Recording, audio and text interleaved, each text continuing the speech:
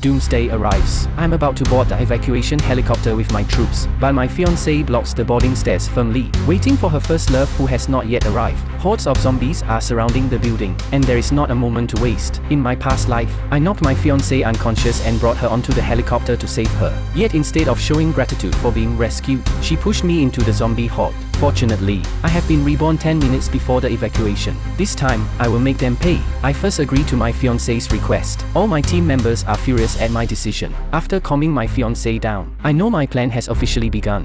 作为掌握了曙光基地最高权限密钥的顶尖网络工程师，我手腕上的微型通讯器直接连接着军区最高指挥部。只要我按下那个按钮，10分钟内，隶属基地的装备了重火力的垂直起降运输机就会准时抵达我们头顶。我的小队成员每一个都是万里挑一的精英，战术专家、武器大师、顶尖医官。除了苏婉清和他那个只会拖后腿的哥哥李牧阳，前世就是因为我那点可笑的感情用事，为了带上毫无价值的苏婉清，我放弃了专属救援，选择了这条需要挤占公共资源的危险撤离路线，最终导致了后续一系列的悲剧。这一世，我不会再犯同样的错误。我要眼睁睁看着苏婉清和他那宝贝牧羊哥是如何被他们自以为是的深情和自私一步步拖进绝望的深渊。他们的命，我要亲手葬送。见我力排众议，镇住了场面，苏婉清脸上得意之色更浓，他甚至挑衅地瞪了几个老队员一眼。时间在令人窒息的焦虑中流逝，远处如同黑色潮水般的狮群已经肉眼可见，沉闷的咆哮声越来越近，空气中弥漫着腐烂和死亡的气息。就在所有人的神经都绷紧到极限时，一个瘦高的身影终于连滚带爬地出现在停机坪边缘。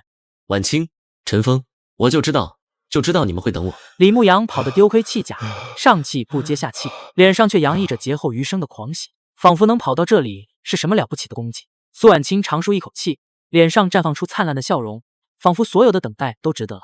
然而，就在这一刻，一声震天动地的爆炸从城市最后一道防线方向传来，冲天的火光映红了半边天，尸潮的主力突破，丧尸来袭，未婚妻却为了另一个男人将我害死。重生回来，我一定要让他们死无葬身之地。几乎在爆炸声响起的同时，那架悬停已久的救援直升机驾驶员显然收到了最终指令，舱门开始缓缓关闭，引擎发出巨大的轰鸣，旋翼加速旋转，卷起漫天尘土。不，等等，我们还有人！有队员试图冲上去，却被直升机刮起的气流逼退。最终，直升机载着寥寥无几的幸运儿，毫不犹豫地拉升高度，向着远空飞去，留下停机坪上一片死寂。随即是爆发的怒吼。苏婉清，你个疯婆娘，你他妈把我们都害死了！阿凯第一个咆哮起来，拳头狠砸在旁边的废弃油箱上，发出沉闷的响声。还有那个李牧阳，早不来晚不来，你他妈是不是算准了时间来给我们收尸啊？昨晚非要回去拿你那破笔记本电脑，里面是有你祖宗18代的牌位吗？医疗兵小雨也气得口不择言，眼泪在眼眶里打转。停机坪上顿时骂声四起，绝望和愤怒笼罩了每一个人。李牧阳被这阵势吓得面无人色，缩在苏婉清身后，抱着他那台破电脑，浑身抖得像筛糠。对不起，我不是故意的，这电脑里有很重要的照片。他结结巴巴的辩解，声音细若蚊蝇，但在场的每个人都听得清清楚楚。队员们此刻也纷纷将目光投向我，眼神中充满了失望和不解。队长，我们一直相信你的判断，可这次你太让我们寒心了。副队长老张声音沙哑，带着沉痛的惋惜。我脸上适时的露出沉重和懊悔的表情，深吸一口气，对大家说道：是我的错，我不该被个人感情影响判断，但现在说这些已经晚了。大家冷静，我知道这附近有一个废弃的地下应急掩体，我们先去那里暂避，再从长计议。苏婉清却挽住惊魂未定的李牧阳，不屑地哼了一声：哼，怕什么？有陈峰在，还能让我们死了不成？这次不行，就等下次撤离，他肯定有办法的。他的话如同火上浇油，队员们看向他的眼神几乎要喷出火来，有的人甚至拿起了枪，仿佛下一刻就要把他一枪爆头。但眼下尸潮逼近，确实不是内讧的时候。离开最终撤离点那片令人绝望的停机坪，我带领着破晓小队剩余的成员，向着记忆中那个废弃地下应急掩体转移。快，跟上！队员们虽然疲惫不堪，但求生的本能和长期的训练让他们保持着基本的战术队形。机枪手王猛和火力手阿凯断后，沉重的装备压得他们步履蹒跚，汗水浸透了他们的作战服。队医小雨和副队长老张等人也是全副武装，携带着小队剩余的大部分弹药和珍贵物资。相比之下，苏婉清和李牧阳简直是轻装上阵。苏婉清只背了一个小小的背包，手里甚至还搀扶着气喘吁吁的李牧阳。李牧阳更是离谱，除了怀里死死抱着的那个破笔记本电脑，几乎什么都没拿，跑起来跌跌撞撞，脸色苍白的像纸。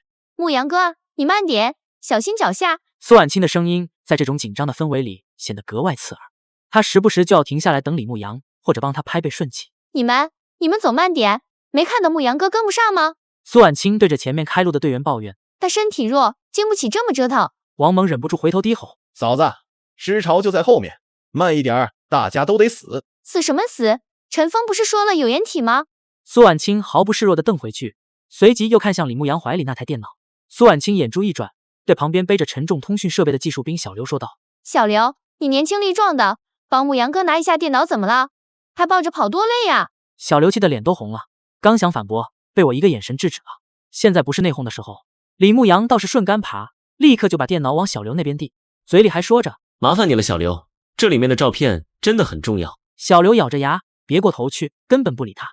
这一幕让队员们对这两人的厌恶更深了一层，但迫于越来越近的尸潮威胁，大家只能把怒火压在心底，拼命赶。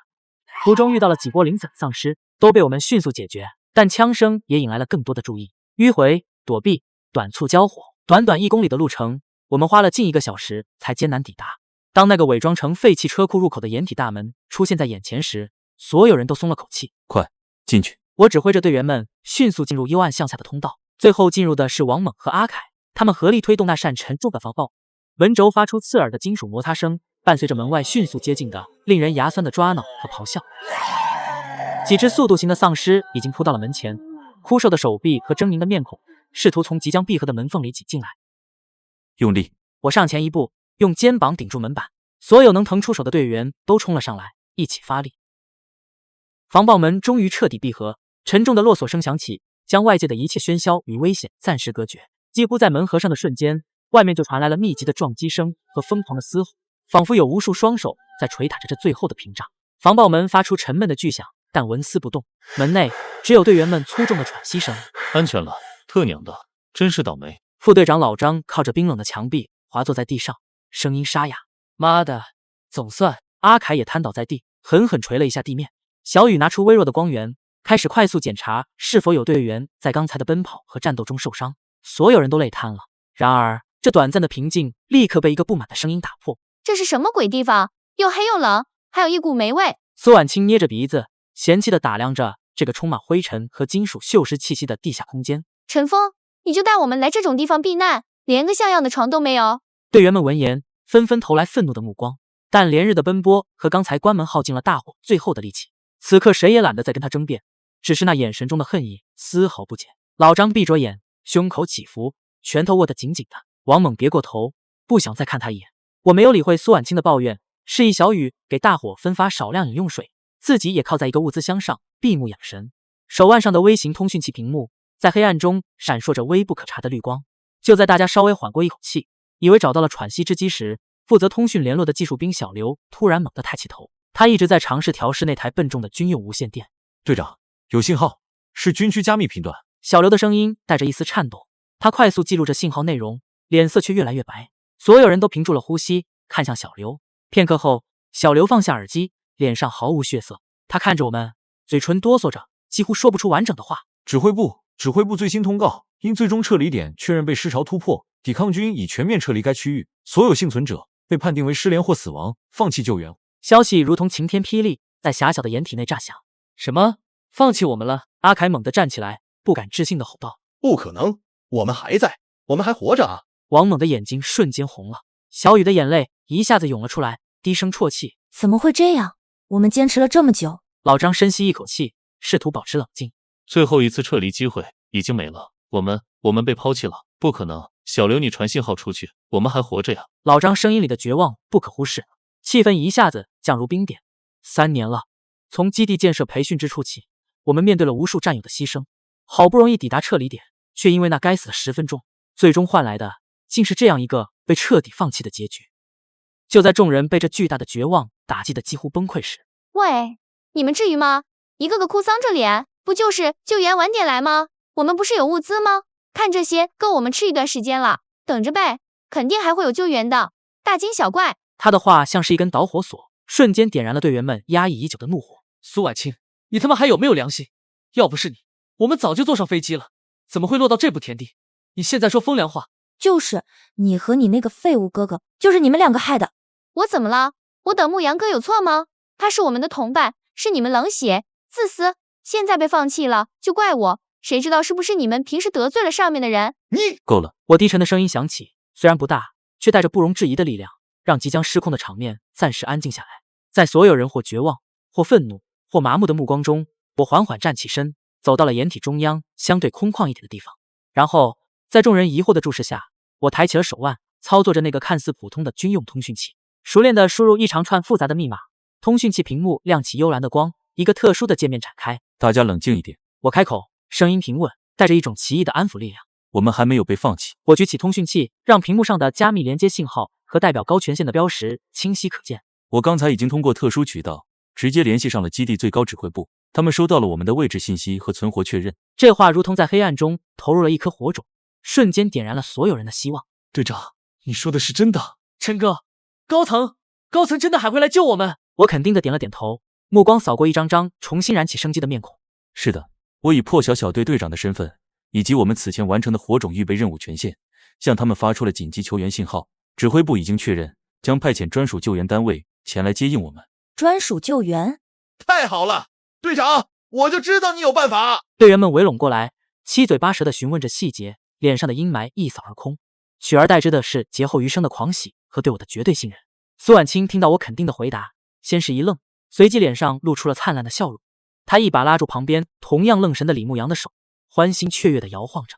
牧羊哥，你听到了吗？陈峰说了，会有救援，我们得救了。我就说嘛，有陈峰在，肯定没问题的。是啊，还是陈峰队长厉害。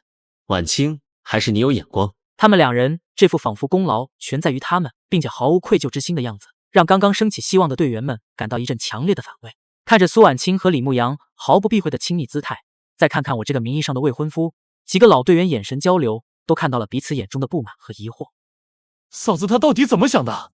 队长才是她未婚夫啊！看什么看？陈峰都没说什么，你们管得着吗？我和牧羊哥是纯洁的兄妹情谊，陈峰他才不会那么小气呢。我面无表情，仿佛没有听到他的话，也没有看到队员们投来的带着询问和不解的目光。我只是在心中冷笑，兄妹情谊。前世我就是被这所谓的兄妹情谊蒙蔽了双眼，最终换来的却是背后捅来的刀子和推入狮群的结局。这一世你们就好好表演吧。见我默不作声，似乎默认了苏婉清的说法。队员们虽然心中愤懑，但也只能把不满强行压下去。现在最重要的是等待救援，希望重新燃起，掩体内的气氛不再那么死寂。队员们开始按照我的指令清点物资、检查装备，并轮流休息，恢复体力。过了一会儿，副队长老张在帮我整理装备时，目光不经意地扫过我手腕上那个刚刚展示过的通讯器。当他的视线落在屏幕角落一个极其微小、几乎难以察觉的特殊符号上时，他的身体猛地一僵。那是最高权限紧急救援申请的标识，而且通常后面会跟着一个数字。老张的脸色微微一变，他不动声色地靠近我，压低声音：陈峰，你刚才申请的救援名额是多少？我看了他一眼，没有立刻回答。我们小队员编制10人，现在多了2个。他的目光意有所指地瞟向正在角落里分享最后一点巧克力。我顺着他的目光看去，正好看到李牧阳亲昵地揽着苏婉清的肩膀，两人头碰着头，不知道在说什么悄悄话，脸上都洋溢着轻松愉快的笑容，与周围其他队员虽然抱有希望，但仍保持警惕的状态格格不入。我收回目光，对老张点了点头，声音平静无波：是的，我申请了11个名额。11个？老张愣了一下，眉头紧锁。我们这里有12个人。他的声音带着困惑和一丝不易察觉的紧张。小队精英加上苏婉清和李牧阳，确实是12人，11个名额意味着有1个人要被留下。我看着老张，嘴角勾起一抹冰冷的弧度，轻声道：放心，老张，队里的兄弟们一个都不会少，都能上去。那老张更疑惑了。但是我顿了顿，目光再次投向那对仿佛置身事外的兄妹，语气带着一丝玩味：有的人恐怕上不了飞机了。老张先是没反应过来，随即他看到了我眼中毫不掩饰的冷意，再联想到苏婉清和李牧阳那诡异的亲密，和我刚才说的11个名额，一个念头如同电光火石般闪过他的脑海。他猛地看向那2人，又看向我，眼神中充满了震惊，但很快震惊化为了了然和一丝复杂。队长，你的意思是？老张的声音干涩。很简单。我笑了笑，那笑容却让人感觉不到丝毫温度。11个名额，12个人，他们俩注定只能上去1个。你说，面对唯一的生路，他们是会继续兄妹情深，还是会反目成仇呢？就在这时，我们清晰地听到苏婉清对李牧阳保证道：“牧阳哥，你放心，到时候我一定让你上飞机。陈峰他不敢不听我的。”李牧阳则感动地握着他的手。婉清，你对我最好了，这辈子我都不会忘记你的恩情。看着不远处对此一无所知，还在互相承诺着同生共死的苏婉清和李牧阳，眼神里最后一点同情也消失了，只剩下冰冷的漠然。老张倒吸一口凉气，彻底明白了我的意图。我看着他们，心中冷笑更甚。期待吧，我非常期待。当唯一的生路摆在面前时，你们这副深情款款的面具还能戴多久？接下来的几天，我们就在这个阴暗潮湿的地下掩体中等待救援。我让老张和小雨严格管控物资配给，食物和饮用水虽然还算充足，但必须精打细算。谁也不知道救援具体什么时候会到。队员们都很自觉，每人每天只能分到少量压缩饼干和清水，默默忍受着饥饿和干渴，保存体力。然而苏婉清和李牧阳却完全是另一番做派，他们似乎认定救援很快就会来，物资根本不算事儿。苏婉清把自己的那份水分了一大半给李牧阳，李牧阳则嫌压缩饼干难以下咽，吃了2口就扔在一边。苏婉清见状，竟然跑去向负责分发物资的小雨多要一份，理由是牧阳哥身体弱，需要补充营养。小雨气得当场就拒绝了。苏婉清，物资是大家的，每个人分量都一样，凭什么他就要多一份？你怎么这么小气？苏婉清柳眉倒竖。牧阳哥是男人，饭量大一点怎么了？等救援来了，到时候加倍还给你就是了。这不是还不还的问题，这是原则。老张也看不下去了，沉声喝道：“原则？命都快没了，还讲原则？”苏婉清不屑地撇嘴，然后扭头看向我，语气带着撒娇和理所当然：“陈峰，你看他们，你就不能说说他们吗？牧阳哥都快饿坏了。”在队员们几乎要喷火的目光中，我沉默了几秒，然后缓缓开口，语气带着一丝不易察觉的纵容：“好了，婉清，少说2句。小雨，下次酌情多给他们一点吧。”这话一出，不仅队员们愣住了，连苏婉清和李牧阳都愣了一下。随即苏婉清脸上露出了胜利和得意的笑容，示威似的瞪了小雨和老张一眼。陈峰，阿凯忍不住要开口，被老张用眼神死死按住。队员们看着我，眼神中充满了失望和不解。他们不明白为什么队长一而再再而三地纵容这个几乎害死全队的女人和他那个废物哥哥。等苏婉清得意洋洋地拿着特批的多一点食物回到李牧阳身边后，几个核心队员忍不住找到了老张。副队，队长他到底怎么了？是不是被苏婉清那个女人灌了迷魂汤了？王猛愤愤不平：“再这样下去，不等救援来，我们自己就先被这2个废物拖垮了。”老张看着群情激愤的队员们，叹了口气，压低声音道：“你们稍安勿躁，队长他有他的考量，相信我，他绝不会放弃我们任何一个人。现在忍耐一下。”队员们虽然依旧满腹疑惑和不满，但对老张长期以来的信任让他们暂时压下了火气。只是掩体内的气氛变得更加微妙，队员们与苏婉清、李牧阳之间的矛盾如同暗流涌动，几乎一触即发。苏婉清则因为我的偏袒而更加有恃无恐，在掩体内几乎横着走，对队员们的冷眼和沉默视而不见，只顾着和李牧阳窃窃私语。2个人畅想着到达安全区后的好日子。时间在压抑和等待中缓慢流逝。第4天深夜，就在救援预计抵达的前夕，我和老张、阿凯等几个核心队员正在角落里低声商讨接下来的行动计划。苏婉清突然急匆匆地跑了过来，脸上带着一丝不正常的潮红和急切：“陈峰，把血清给我！”他直接打断我们的会议，伸手到我面前，语气强硬，没有丝毫商量的余地。我心里一沉，血清怎么会突然要这个？血清？我站起身，眉头紧锁，盯着他：“你要血清干什么？难道有人感染了？”我的目光迅速扫过在场的每一个队员。没有，是牧阳哥，他发烧了，浑身滚烫，一定是感染了病毒，快把血清给我，必须马上给他注射。他的话让所有人都愣住了。苏婉清，你知不知道你在说什么？那支血清是什么意义？你不清楚吗？我看着他，眼神冰冷如刀，一字一句地说道：“苏婉清，这支血清代号希望，是我们破晓小队连同17名顶尖生物学家在沦陷的实验室用命换来的唯一成功样本。为了他，我们小队在丧尸窝里杀了个7进7出，王教授他们更是拼着最后一口气才把他交到我手上。他是人类对抗这场灾难可能唯一的火种，他的意义是拯救整个人类文明，不是给你用来治普通发烧的。”队员们也纷纷开口，语气激动：“当时实验室爆炸，李博士肠子都被扯出来了，还死死抱着保温箱不放手。这血清是无数人的命换来的，绝对不能动！我们为了引开追踪者，差点全军覆没在路上。”苏婉清被众人连珠炮似的指责，说的脸色一阵青一阵白，但他猛地一跺脚，尖声道：“我不管什么人类希望，关我什么事？我现在只要牧阳哥好好的。他发烧了，很严重，既然这血清能杀死丧尸病毒，那肯定也能治他的病。我不管你们说什么，必须把血清交出来。”他的无理取闹和自私自利彻底激怒了所有人。苏婉清，你还是不是人？为了那个废物，你要毁掉所有人的希望吗？眼看局面就要失控，苏婉清眼中闪过一丝狠厉，她突然从靴筒里拔出一把寒光闪闪的军用匕首，猛地胯前一堵，刀刃直接抵在了我的脖颈大动脉上。都给我闭嘴，把血清拿出来，不然我现在就杀了他。苏婉清，你敢放开队长！队员们又惊又怒，纷纷举起武器，但投鼠忌器，不敢轻举妄动。我看着近在咫尺的苏婉清，那张因为疯狂和偏执而扭曲的脸，心中没有恐惧，只有一片冰凉的嘲讽和荒谬的可笑。前世我也是这样被他看似柔弱的外表所欺骗，为了他一次次冒险，甚至在他被高级变异体围攻时，不惜以身作恶害怪物，差点命丧黄泉。后背至今还留着一道狰狞的疤痕。我把我能给的最好的一切都给了他，信任他，爱护他，可结果呢？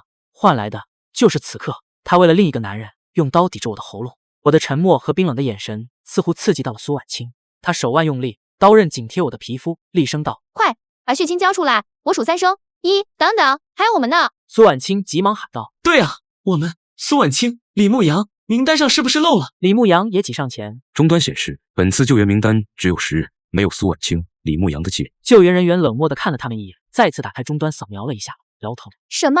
苏婉清如遭雷击，脸色瞬间惨白如纸。李牧阳也慌了神，猛地扭头看向我，眼神里充满了惊恐和质问。这时已经登上飞机的队员们也都探出头来，看着下面的情况。苏婉清像是抓住了救命稻草，跌跌撞撞地冲到刚刚爬上绳梯的我面前，她一把抓住我的作战服下摆，声音因为极度的恐惧而尖锐变形。陈峰，这到底是怎么回事？为什么没有我们的名字？你答应过会带我们走的，你骗我！我居高临下的看着他，看着他脸上那前所未有的惊慌和绝望，心中没有任何波澜，只有一片冰冷的平静。我缓缓说道：救援名单是根据曙光基地最高指挥部下达的火种计划核心人员名单确定的。我们破晓小队10个人，每一个人都是各自领域不可或缺的技术专家，是文明重建的火种，所以名单上本来就只有10个名额。苏婉清浑身剧烈的颤抖起来，几乎站立不稳。我顿了顿，看着他绝望的眼睛，继续说道：不过看在我们过去的情分上，我确实向指挥部极力恳求，陈述了你们的重要性。苏婉清的眼中又燃起一丝微弱的希望，但我接下来的话将他彻底打入冰窟。指挥部最终额外增加了1个名额。我伸出食指比了一个1的手势，但是你们有2个人。我的目光扫过面无人色的李牧阳，又回到苏婉清脸上，语气平淡。所以今天你们俩只能上去1个。只能上去1个。苏婉清喃喃重复着，仿佛听不懂这句话的意思。登机口处的队员们此刻都明白了过来，想起了这几天苏婉清和李牧阳的种种作为，以及他们之间那感人肺腑的深情。不少人脸上露出了讥讽和看好戏的神情，甚至有人低声模仿着他们之前的对话。牧阳哥，你放心，我一定让你上飞机。婉清，你对我最好了，这辈子我都不会忘记你。快点决定，飞机不能久留，再不上来我们就走了。救援人员不耐烦地催促道。苏婉清脸色惨白，嘴唇哆嗦着，看看绳梯，又看看身边同样吓得魂不附体的李牧阳，眼神挣扎、痛苦、犹豫。他张了张嘴，声音带着哭腔：对不起，李牧阳，我……他的话还没说完，刚才还吓得瑟瑟发抖的李牧阳眼中猛地闪过一丝狠毒和决绝。他突然一把将挡在身前的苏婉清狠狠推开，苏婉清猝不及防，惊叫着摔倒在地。李牧阳看都没看他一眼，猛地窜向绳梯。带我走，带我走！我是专业的摄影师，我记录了很多珍贵的末世资料，我对基地有用，比他有用。他苏婉清就是个废物女人，除了拖后腿什么都不会。带我走，我比他有价值。这突如其来的背叛让所有人都惊呆了。苏婉清坐在地上，捂着被擦伤的手臂，目瞪口呆地看着那个口口声声说爱他、要一辈子对他好的男人，此刻为了活命，竟然如此恶毒地诋毁他，将他弃如敝履。李牧阳，苏婉清发出一声凄厉无比的尖叫，猛地从地上跳起来，如同发疯的母狮般扑向刚刚爬上一半绳梯的李牧阳，死死抓住他的腿，把他往下拽。你放开我，疯子！李牧阳惊怒交加，拼命提灯。你混蛋，你说过不会丢下我的，你说过的。苏婉清一边哭喊，一边厮打着他。我那是骗你的，蠢货，快放开！两人就在绳梯上扭打起来，一个拼命向上，一个死命往下拉，场面极其难看。曾经的深情和兄妹情谊，在唯一的生路面前碎得如此彻底，如此丑陋。队员们看着这出狗咬狗的闹剧，再也忍不住，纷纷出言嘲讽。哟，不是说同生共死吗？怎么抢起来了？李牧阳，你昨晚不是还说婉清是你生命中最重要的人吗？苏婉清，你的好哥哥好像不打算带你走啊。我看差不多了，再闹下去真要耽误撤离了。于是我对救援人员点了点头，开口道：算了，带上他们吧，毕竟曾经是同伴。救援人员看了我一眼，没有多问，伸手将扭打在一起的两人强行分开，示意他们都上去。最终苏婉清和李牧阳都狼狈不堪地爬上了飞机。机舱内空间宽敞，但队员们自发地挤在一起，空出了离舱门最近的2个位置给他们，没有任何人愿意靠近他们。苏婉清坐在座位上，头发散乱，衣服也被扯破，脸上还挂着泪痕和淤青，失魂落魄。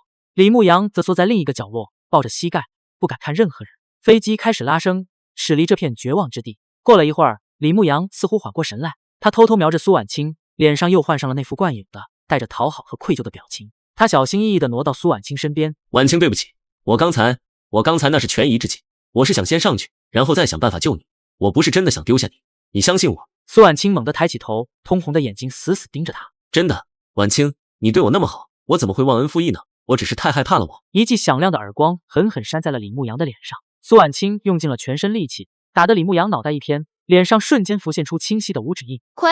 苏婉清从牙缝里挤出一个字。队员们看着他们这副虚伪的嘴脸，气就不打一处来。阿凯直接嗤笑道：“帮倒忙吧，上次的教训还不够。”就是带上你们，嫌命长嘛。苏婉清立刻眼圈一红，委屈地看着我。陈峰，你看他们，我们是真的想弥补，你就给我们一次机会吧，我保证这次一定听你的话，绝不添乱。我看着他们，心中冷笑，果然和前世一样，打着利用我的主意来。也好，正愁没机会收拾你们。在队员们不解的目光中，我沉吟了片刻，然后点了点头。可以跟上吧。陈峰，老张都忍不住想开口劝阻，我抬手制止了他，对他使了个眼色，低声道：“放心，我自有安排。正好缺2个探路的血包，关键时刻可以用来殿后。”老张愣了一下，随即明白了我的意思，眼神复杂的看了苏婉清和李牧阳一眼，不再说话。其他队员虽然不满，但见我态度坚决，也只能忍下这口气。苏婉清和李牧阳见我真的同意了，顿时喜出望外，连忙跟在了队伍后面。登上运输车，苏婉清故意挤到我旁边的座位坐下，试图和我搭话。陈峰，这一路辛苦了吧？我看你都瘦了。他拿出一个小布包，从里面取出一块保存的还算完好的、印着可爱图案的饼干，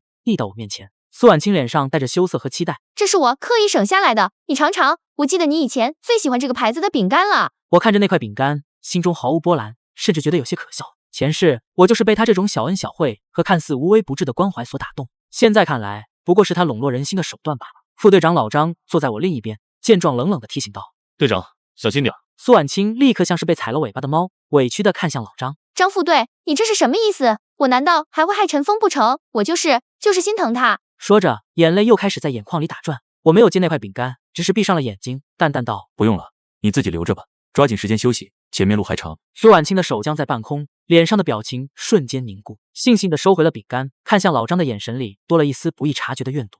一路无话，车队在荒芜破败的公路上疾驰，偶尔遇到小股丧尸，也被我们轻松解决。1天后，我们抵达了目的地。研究所位于一片荒山之中，入口是一个伪装成矿洞的巨大金属门，已经严重损毁，露出后面幽深黑暗的通道。空气中弥漫着浓重的血腥味和腐臭味，但奇怪的是，周围异常安静，看不到任何活动的丧尸。保持警惕，交替前进。我下达指令，小队呈战术队形，小心翼翼地进入通道。苏婉清和李牧阳紧紧跟在队伍中间，紧张地东张西望。通道内部一片狼藉，到处都是干涸的血迹、破碎的设备和散落的文件。墙壁上布满了弹孔和巨大的抓痕，显示这里曾经发生过激烈的战斗。但正如情报所说，没有遇到任何丧尸。我们按照地图指示，一路向下，来到了位于地下深处的主实验室区域。实验室中央，一个巨大的低温储藏柜赫然在目，柜门紧闭，上面的指示灯竟然还闪烁着微弱的绿光。就是这里了。技术兵小刘上前检查，低温系统还在部分运行，里面可能有我们要的东西。我示意大家保持警戒，亲自上前输入了从基地获取的备用权限密码。滴的一声轻响，柜门解锁。我缓缓拉开厚重的柜门，一股冰冷的白雾涌出，雾气散尽，可以看到里面整齐地排列着几只蓝色的螺旋玻璃管，以及几个贴着标签的移动硬盘、血清样本和研究数据。就在我伸手准备取出这些东西的时候，一直跟在后面、眼神闪烁不定的李牧阳突然一个箭步冲了上来。队长，这么重要的东西还是交给我来保管吧，我保证用生命守护它。他嘴里喊着冠冕堂皇的话，手却飞快地伸向柜子里的血清和数据硬盘。我眼中寒光一闪，但并没有阻止他，反而顺势将东西递到了他手里，同时身体微微一侧，仿佛是被他挤开。李牧阳一把将血清和数据硬盘抱在怀里，脸上瞬间露出了狂喜和贪婪的神色。他得手了。然而就在他抱住东西的下一秒，他做了一件让所有人都意想不到的事情。他猛地抬起脚，狠狠踹在了旁边墙壁上一个不起眼的红色应急按钮上。哐当，刺耳的警报声瞬间响彻整个地下空间。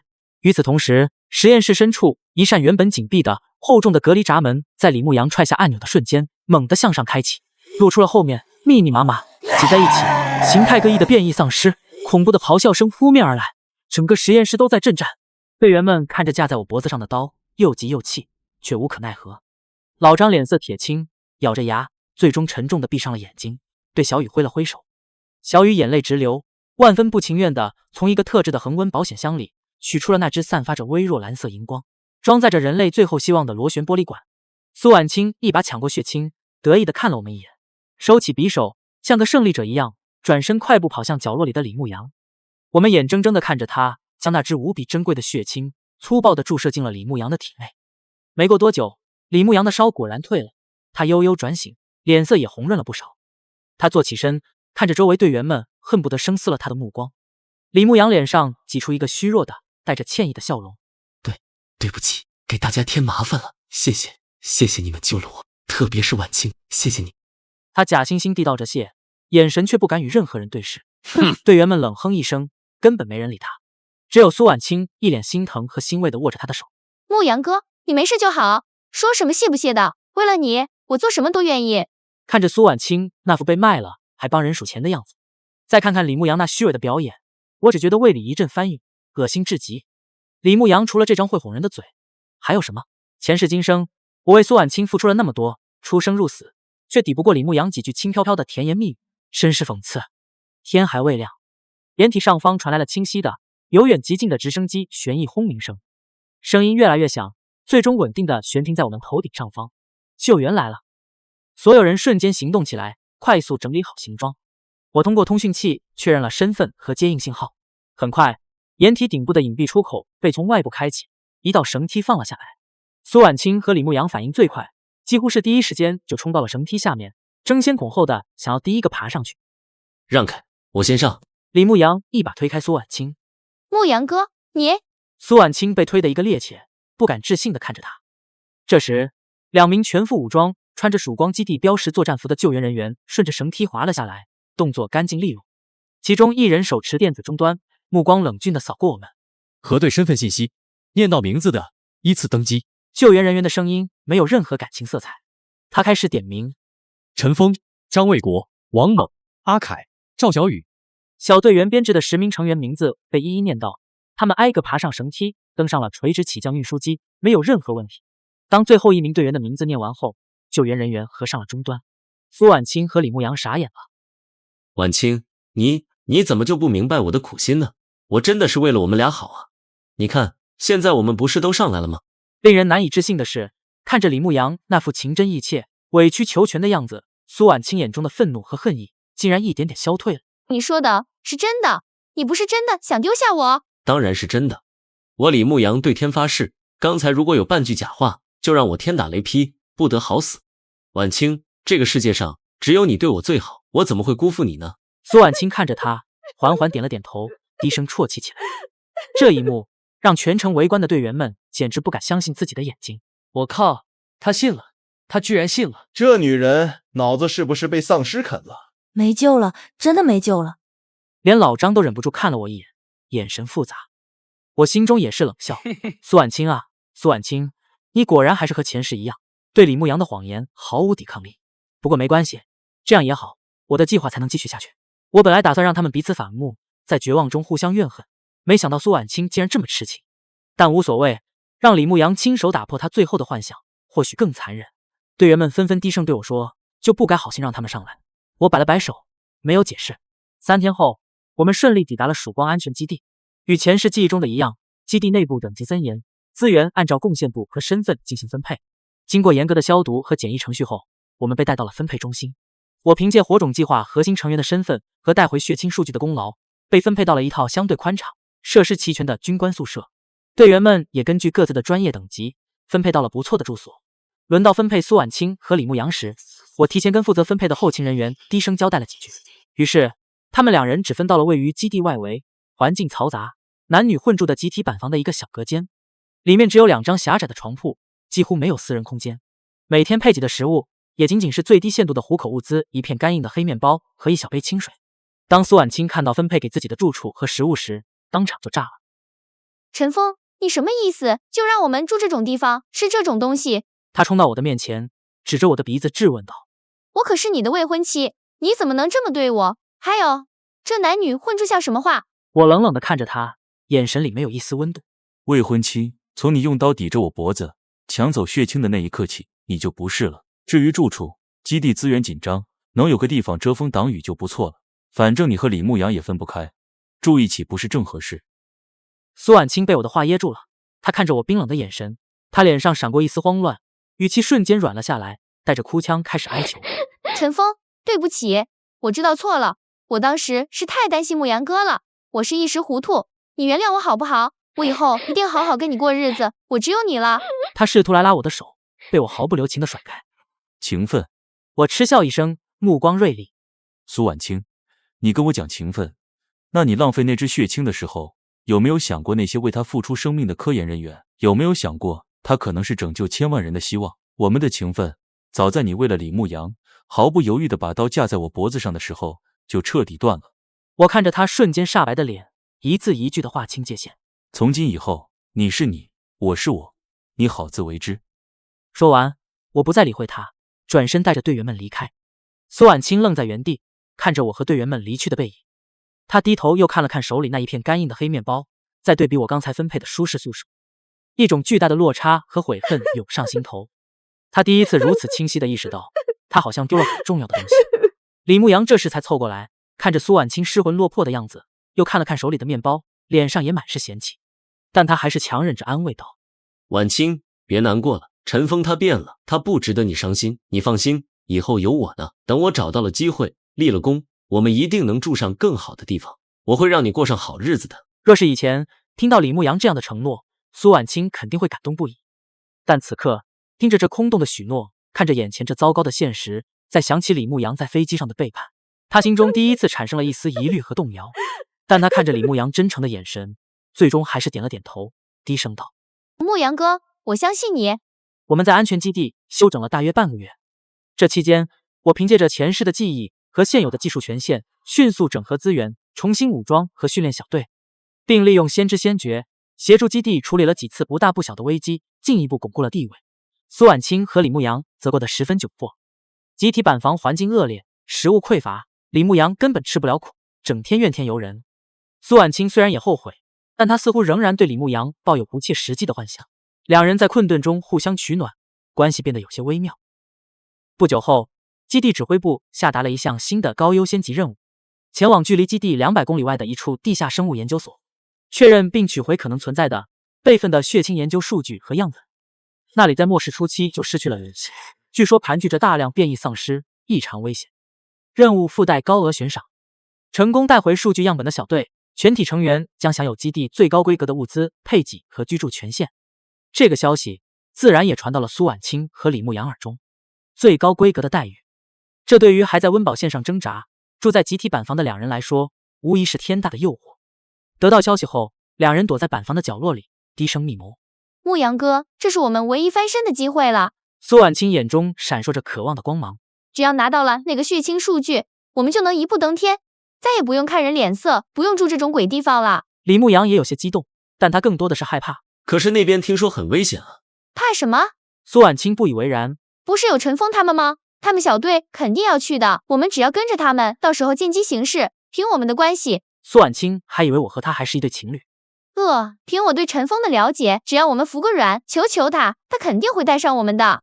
李牧阳眼睛一亮。对啊，我们可以利用陈峰，让他给我们当保镖，等找到了东西，我们再……他做了一个抢夺的手势，脸上露出贪婪的笑容。没错，就这么办。苏婉清下定决心，明天我们就去找陈峰。第二天一早，当我们破晓小队整理好装备，准备出发时，苏婉清和李牧阳果然找上门来了。两人换上了不知道从哪里弄来的还算干净的旧衣服，脸上堆满了讨好的笑容。陈峰，苏婉清快步走到我面前，语气带着刻意的温柔和歉意。你们是要去执行任务吗？带上我们吧，我们知道错了，以前都是我们不好，给我们一个将功补过的机会好不好？李牧阳也赶紧附和。是啊，陈峰队长，我们虽然战斗力不行，但我们可以帮忙背物资、放哨，做什么都行，多一个人多一份力量嘛。而且我以前学过摄影，对建筑结构也比较敏感，说不定能帮上忙。阿凯目眦欲裂，举枪指向李牧阳，怒吼道：李牧阳，你他妈干什么？王猛和其他队员瞬间反应过来，枪口纷纷对准了这个叛徒。李牧阳抱着血清和数据，连滚带爬退到实验室一侧高处的金属平台上，那里有一条紧急逃生通道的入口。他站在平台边缘，看着下面被丧尸潮围困的我们，脸上露出狰狞而得意的笑容。李牧阳狂笑着说：“为什么？当然是为了独享功劳。有了这些，我就能在基地一步登天，谁还管你们死活？”苏婉清直到此刻才彻底明白发生了什么。他看着高处的李牧阳，发出绝望的尖叫：“牧阳哥，你救我，带我一起走！”李牧阳低头看了他一眼，眼神冰冷，充满鄙夷和嘲讽。他说：“带你，苏婉清，别做梦了！你以为我真的喜欢你？要不是看在你和陈峰的关系，可以利用你接近他，获取情报和资源，我会跟你这种没脑子的蠢货虚与委蛇。你除了拖后腿，还会干什么？安心留下来喂丧尸吧！哈哈。”李牧阳的真心话狠狠捅进了苏婉清的心脏，他浑身剧烈颤抖，脸色惨白，嘴唇哆嗦着，却一个字也说不出来。他只是用一种彻底崩溃、绝望的眼神看着李牧阳。阿凯怒吼：“混蛋，我杀了你！”对着李牧阳的方向扣动扳机，哒哒哒，子弹打在金属平台上，溅起一串火花，却被厚重的结构挡住。李牧阳吓得缩了缩脖子，但看到子弹无法威胁到他，又得意起来。他转身钻进那条逃生通道，消失不见。此刻，丧尸潮已经涌到了我们面前，我立刻下达命令：战斗，环形防御。队员们强忍着对李牧阳的怒和对苏婉清的鄙夷，迅速组成防御圈，火力全开。砰砰砰，哒哒哒，枪声、爆炸声、丧尸的嘶吼声、队员们的怒喝声瞬间充斥了整个实验室。这些变异丧尸速度极快，力量惊人，而且似乎有一定的组织性，从不同方向向我们发起冲击。战斗异常惨烈，苏婉清似乎被这突如其来的变故和李牧阳的背叛彻底击垮了，呆呆地站在原地。直到一只利爪丧尸扑到他面前，他才尖叫一声，下意识的一个翻滚，险之又险地躲过了攻击。一名队员顺手一枪爆掉了那只丧尸的头。我们凭借精良的装备和默契的配合，且战且退，付出了2人轻伤的代价，终于艰难地退到了实验室入口处，用爆炸物暂时封堵了通道，阻断了丧尸的追击。暂时安全后，所有人的目光都集中到了瘫坐在地上失魂落魄的苏婉清身上。老张大步走过去，没有任何犹豫，狠狠一巴掌扇在了苏婉清的脸上。蠢货，看看你干的好事，看看你维护的是个什么东西！老张的声音因为极致的愤怒而颤抖。为了那么个人渣，你害死了多少人？现在满意了？苏婉清被打得偏过头去，脸上瞬间红肿起来，但她仿佛感觉不到疼痛，只是捂着脸呜呜地哭了起来。她语无伦次地哀求：“对不起，对不起，我不知道他会这样。陈峰，救救我，我知道错了，我真的知道错了。”我走到他面前，居高临下地看着他，眼神里没有一丝一毫的同情，只有彻底的冰冷和漠然。苏婉清，我的声音平静的可怕。我给过你很多次机会，从撤离点到掩体，再到飞机上，甚至刚才我一次次容忍你、纵容你，不是因为我还在意你，只是想看看你的愚蠢和自私究竟能到什么地步。我蹲下身，直视着他泪眼婆娑的眼睛，一字一句的宣告：现在我看清楚了，你也该清醒了。李牧阳从未爱过你，他只是在利用你，而你为了这样一个垃圾，背叛了真正关心你的队友，浪费了人类最后的希望之一。我们之间早就完了。而从你帮着李牧阳引来了这群丧尸，差点害死所有人的那一刻起，你，苏婉清，也彻底失去了作为我队友、作为曙光基地成员的资格。苏婉清听着我的话，脸上的血色一点点褪尽，眼中最后一点光芒也彻底熄灭，只剩下无边的绝望和死寂。不，陈峰，求求你！他还想做最后的挣扎，但我已经站起身，不再看他。清理战场，准备撤离。我对着队员们下令。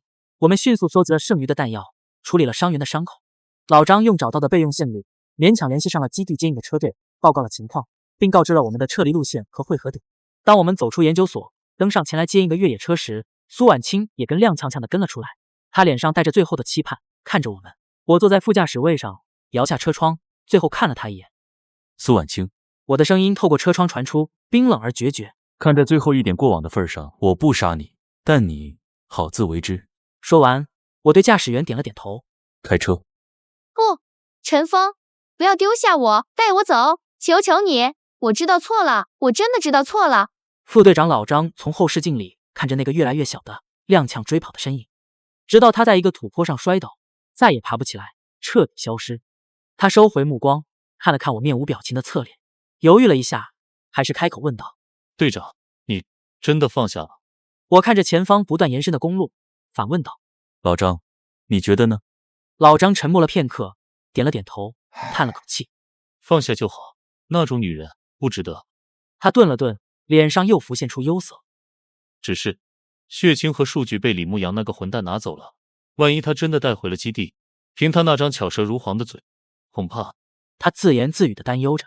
哎，要是他能顺利带回去，虽然功劳是他的，但至少对人类幸存者来说，也算是个好消息吧。